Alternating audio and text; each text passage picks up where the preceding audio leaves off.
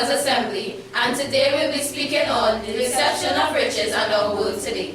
So what do you all think about this world today? In the world today, we can clearly see that men is being drawn into the traps of diversity to follow after their own lusts. We can also see that men are becoming servants of riches rather than the servants of Yahweh. And we know that the scripture says, no man can serve two masters, for either he will love one and hate the other. And we know that you cannot serve Yahweh and Mammon. True. And we can also see that the love of money is becoming very prominent in the hearts of men today. So prominent that they're willing to do heights of wickedness for it, even to go against Yahweh, our own Creator. Let's look in some more into this. So we can out into 1 Timothy 6:9.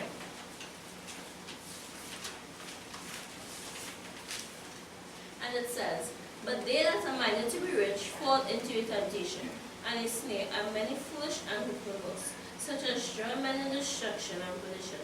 For the love of money is the root of all kinds of evil, with some reaching after have been led astray from the faith and have pierced themselves through many sorrows." So this is showing that by someone saving to be rich, they are led or drawn away from the truth of the hour.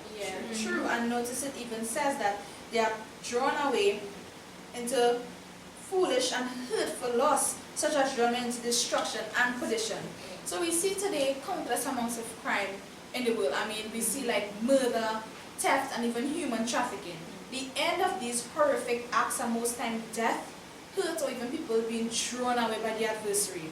We know Proverbs 13 verse 11 says that wealth or riches gotten by vanity shall be diminished, but that which one labor for shall last. So when we see these men and people go and break the law of Yahweh to have riches, it will last, because it will only lead them into destruction and perdition at the end.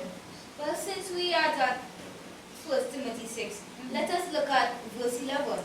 And it says, "But you, O man of Yahweh, flee these things and follow after righteousness, holiness, faith, love, patience, and meekness." We as Yahweh people are born to turn away from these things. We don't need riches and this world to sustain us.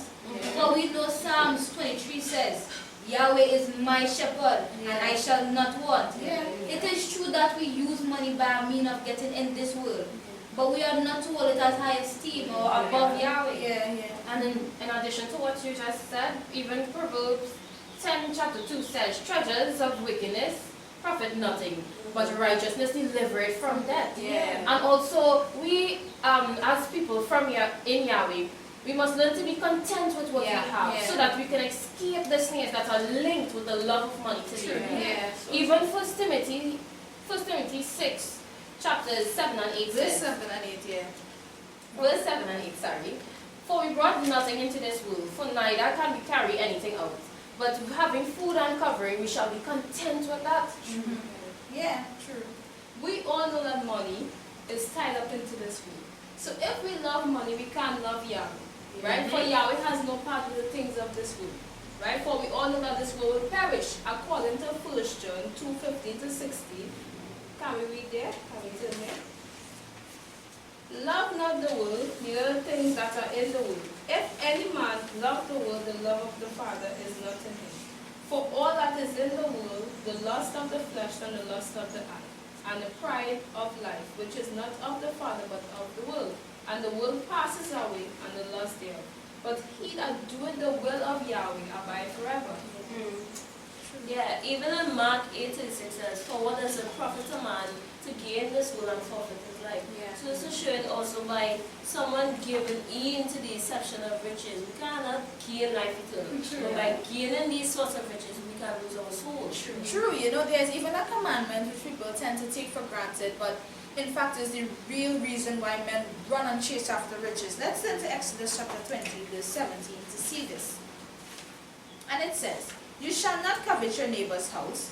You shall not covet your neighbor's wife, or his manservant, or his maidservant, or his ox, or his ass, or anything that is your neighbor's." Notice it says, "You shall not covet your neighbor's house, or anything that is your neighbor's." Because of covetousness, people tend to chase after things that they see other people having, such as houses, lands, cars even. but it's not necessary. So in order to get these things, they go after riches because this is the only way that they can buy the same thing that they see other people having. So they go after riches, and by taking that bait, of taking that first yearn after riches, they end up going after more and more and more, because as we look around today, we see men having, they're becoming so rich in this world, and they're multiplying with houses and lands. So that person will have to go more and more as they see other people having. That's why we as Yahweh's people are warned not to covet, so that we wouldn't fall into deception of riches today. Do you all remember the scripture that says, "But seek ye first His kingdom and all His righteousness"? Right, that is Matthew 6:33. Yeah. And for me, Yahweh is really merciful and good to us. And all He desires from us is to serve Him with all our heart. And then He will provide for us. Yes, because He says that all we have to do for Him to provide for us is just to seek Him. And while this world is saying, go after riches, work harder, but all Yahweh is saying is just seek Him and I will provide for you. Yes, because at the end of the day, Yahweh did not send Yahshua the Messiah to die for our sins, so that we could run after riches. And even when we didn't deserve it, He still died. So that's why we ought to desire earnestly to be rich in righteousness rather than to be rich in vanity, which will only cause us to lose out in life eternal. If we look at Mark 4:19,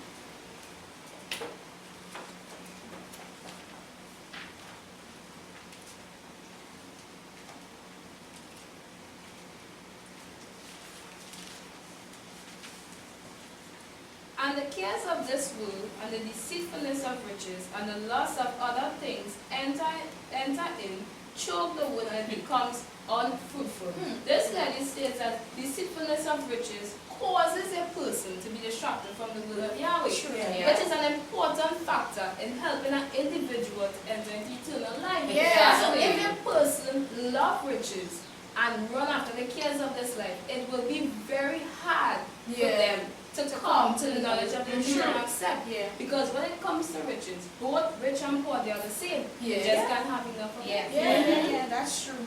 That's very true. And indeed, riches play no part in our entrance into eternal life or our salvation.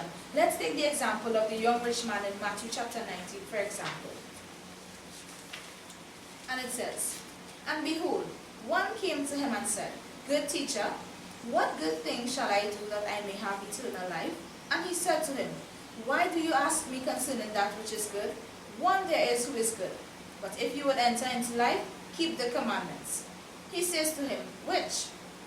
And Yahshua said, "You shall not kill, you shall not commit adultery, you shall not steal, you shall not bear false witness. Honor your father and your mother, and you shall love your neighbor as yourself." The young man says to him, "All these things have I observed. What do I yet lack?" Yahshua said to him, "If you would be perfect, go, sell that which you have and give to the poor, and you shall have treasure in heaven. And come, follow me." But when the young man heard the saying, he went away sorrowful, for he was one that had great possession. So we are seeing here that this young man chose his riches over eternal life. Yahshua asked him, he asked Yahshua rather, "What should I do to have eternal life?" And Yahshua told him what he should do. He said, "I did that already. What yet do I lack?" Yahshua saw that this man had his hope set up on riches. That is why he could have told him, "Go, sell all that which you have and you will be perfect. And you will even have treasure in heaven." But because this man trusted in his riches, remember, he depended on it. Like this was the source of his life actually. He couldn't have given it up, so he turned away sorrowful. We as Yahweh people are not to have our hope set on riches, for we see that it can cost us entrance into eternal life, like it cost this young man. And as we look further down, verse 23 to 25, and it says, "And Yahshua said to his disciples, Truly I say unto you, it is hard for a rich man to enter into the kingdom of heaven. And again I say to you, it is easy for a camel to go to the eye of a needle than for a rich man to enter into the kingdom of Yahweh." This for me is showing that it is also dangerous for riches to enter the kingdom of Yahweh. I mean, remember, it's this. You see, a rich man has his hope set up on his riches. It's like when we see people that are rich today, they go around like nothing can bother them, or like it's like everything is riches for them, and without it they can't move, they can't sleep, they can't do this or that. So that's why it's saying it's hard for them to enter in, because they don't trust in Yahweh. They wouldn't trust in Yahweh. They would trust in their riches, and riches cannot give you eternal life. And that is why it affects the entrance. Exactly. Yeah. And that's why it will be dangerous, Yeah, because they yeah. trust in it. Yeah. Yeah. And if you also notice in verse 25, when the disciple asks, well, who can be rich? Who That can be was, saved? I mean, sorry, who can be saved? You know, that's because as he looked around, all he saw was men just running after riches. Yeah. So there was like, well, who can be saved? Because all men want to be rich. Yeah. But Yahshua said in verse 26 that with Yahweh, all things are possible. Yeah. So as long as a person is willing to give up riches for Almighty Yahweh, they can be saved. Yeah. Because people of Yahweh want to not set the riches above Yahweh, for it is uncertain. Yeah. It doesn't have any form of guarantee for us entrance into eternal life, nor does it link to the Almighty. True. But only for the dealings pertaining only to this world, for Yeah. which we know he's not a part of, Yeah. but only the devil. And Sean, you know, we are warned in the scriptures to set up for ourselves a good foundation and against the time that is to come, which is the end. So we know at the end, as long as we do good works unto Almighty Yahweh, we will have that treasure in heaven, so that at the end it can come to show for us for what we did on this earth. Notice we are not one to set up a big bank account where moth and rust could come and, you know, consume. But we are one to set up treasures above, when no moth and no rust can come and consume it. Let us look at Revelation 18, verse 15 to 17.